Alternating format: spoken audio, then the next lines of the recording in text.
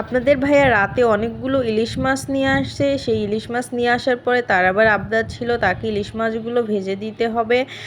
তারপরে যে ইলিশ মাছগুলো নিয়ে আসার পরে আমি এই যে প্যাকেট থেকে সব ইলিশ মাছগুলো বের করে নিলাম। মাছগুলো কিন্তু বড় বড় সাইজেরই ছিল। মাছগুলো আমি প্যাকেট থেকে বের করে এখন ডিপ ফ্রিজেই মাছগুলো রেখে দিব। আর আপনাদের ভাইয়ার আবদার ছিল তাকে নাকি আমার ইলিশ মাছ ভেজে দিতে হবে। সেই জন্য 2 পিস মাছ আমি বের করে নিয়েছি, কেটে নিলাম সবগুলো মাছই। 2 পিস মাছই আমি কেটে নিলাম। আর 2 পিস মাছই আমার লাগবে না ভাজার জন্য, আমি 3-4 পিস ভেজে নিব। আর হচ্ছে বাকিগুলো মাছ আমি রেখে দিব ডিপ ফ্রিজে। কালকে যেহেতু মেয়ের স্কুল আছে, স্কুল থেকে এসে আর আমার মাছগুলো কাটতে হবে না, আজকে কেটে রাখলাম। আর এই যে দুপুরে আজকে আমি শুটকি মাছের তরকারি রান্না করেছিলাম বেগুন আলু দিয়ে। ওই ভিডিওটুকু আমার করা হয়নি আজকে, বেগুন আলু দিয়ে যে শুটকি মাছটা রান্না করেছিলাম।